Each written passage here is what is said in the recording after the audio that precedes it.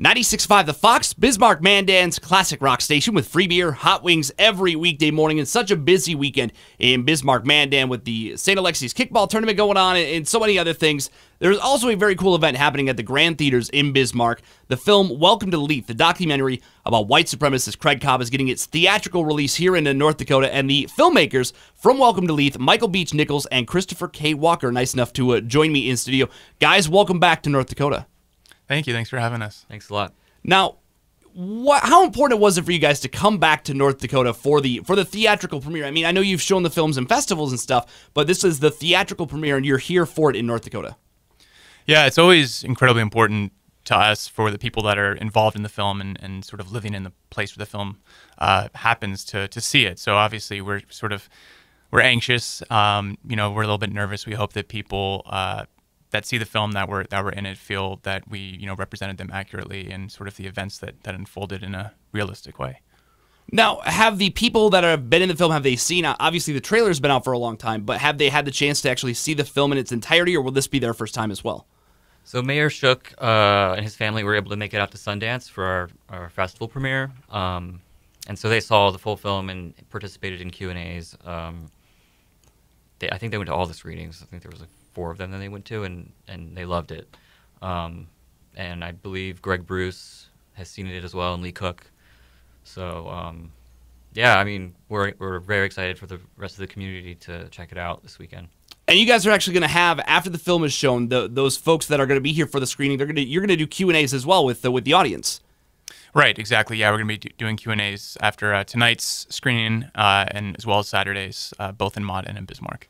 Now let's talk a little bit about the film. You guys and I have discussed the film in the past. What made you guys in New York decide to come to North Dakota to do this documentary on what Craig Cobb was doing in Leith?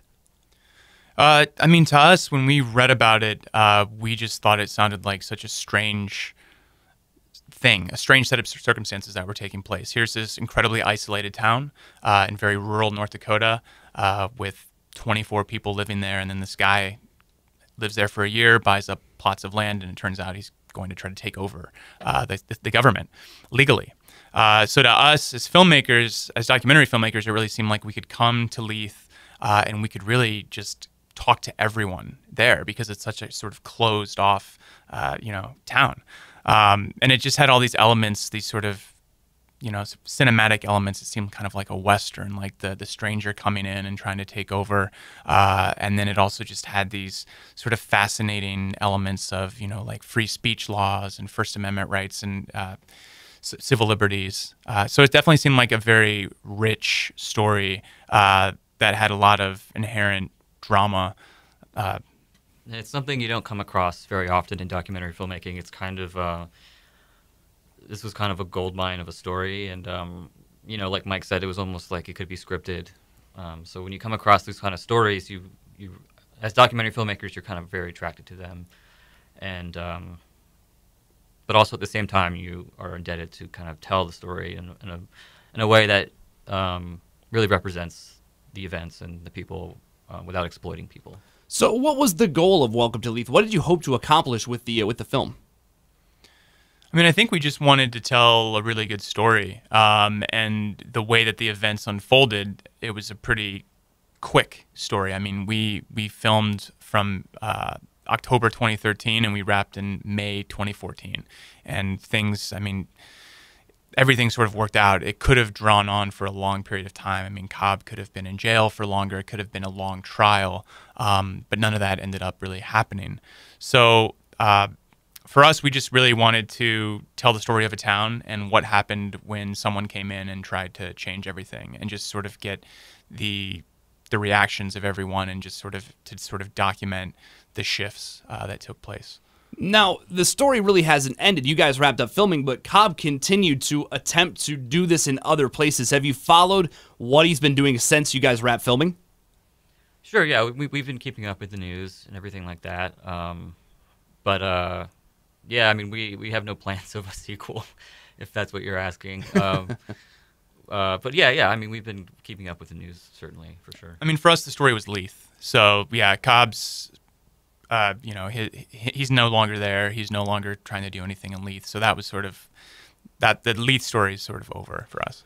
Now, when you show the films at the Grand Theaters, and we were talking about this off the air, there have been rumors circulating that he has been kind of around the area and that he might make an appearance at the film at the Grand Theaters during the showings. You guys have kind of beefed up security because of that. Yeah, that was the reaction to some of the people from Leith when we were talking about bringing the film here, and some people were just a little bit nervous. So we just thought that it would be, peace of mind for people that were attending the film with their families, just to know that there were some officers there. We don't anticipate any violence or anything like that. I mean, even if Cobb did show up, it would be pretty interesting, I think. However, that there are potential people from Leith that were victims of the terrorizing charges, so he could violate his parole if he were to be within a certain distance from them. So we don't know, sort of the logistics of who's coming. So the film is showing today, Friday, Saturday, and Sunday here in Bismarck. You've also got showings scheduled in Mott and really throughout the country. Just looking at the website, welcome-to-leithfilm.com, you've got screenings all over the place. Yeah, we just opened in New York 2 weeks ago, and that's been sort of the first theatrical release of the film, and today is the big North Dakota one. So yeah, we're really excited to show this film to a wide audience. How awesome has it been? You guys have participated in a lot of film festivals. How has the response been to the film when people have had the chance to see it? It's been a very powerful response. Kind of universally, at film festivals and in New York when we screened it there, people really kind of got the film and got what we were going for. It's such a sensitive topic, and to allow Craig Cobb the amount of screen time that we do, it was kind of understood throughout the audience that this was important, and it's important to hear what he has to say. And the critics agreed as well, and we can't be any happier than we are. What about, reading the reviews? The reviews have all really been positive, too. I've seen RogerEbert.com and a whole bunch of, Hollywood, so to speak, magazines have covered the film and have reviewed the film, and everything has really been positive. Yeah, I think something that we're most proud of with the reactions to the film have been people have noted the objectivity that's there. I think a lot of people would assume that it would be very easy to sort of demonize, one side or the other. But for Chris and I, we really wanted to let everyone speak for themselves and hear the motivations from, the people that had the motivations. So yeah, to that end, we do, Craig Cobb and Kynan Dutton do have a lot of screen time, but for us, it's most powerful to hear, from the people themselves, what they're talking about. So yeah, I think that's what we're really pleased with. What do you think after the audience, especially audiences that aren't in the area, that may not know the full story, when they leave the theater, what do you think they leave with? What do they take away from the film? It's a good question. I think they're left with a lot of questions than answers. Like we talked about earlier, you're really faced head-on with, how our country works, how our democracy works, how our First Amendment law works. A lot of countries around the world have hate speech clauses in their kind of free speech laws, and we don't have that here. So I guess people are kind of faced head-on with, beliefs that people have here, and also challenged with the fact that, the freest country on earth can allow these kind of things, and it's just kind of Yeah, definitely when we've gone in and done Q&As after the screenings, people seem sort of shell-shocked in a lot of ways. I think to a lot of people, it's a pretty scary film. It has that sort of element of, this could happen here. Everything that Cobb was attempting to do was legal, and it's almost surprising that hasn't happened elsewhere. What has been the coolest experience? When you guys came to film this, did you think that you'd be at Sundance and all these gigantic film festivals? What has been the coolest experience for you because of this film? Yeah, we never thought Sundance or anything like that would happen. We initially came out here to do a short film. We thought it was going to be a 10-minute short, and then once Cobb and Kynan Dutton were arrested, and we heard about it, and then the tape surfaced, we really reevaluated the film and knew that the story wasn't ending, and just kept at it, and made 3 trips out here over the fall, winter, and spring, and just tried to make a good film. And then when we found out we got into Sundance, that's every filmmaker's dream come true. And it's just been a ride since then.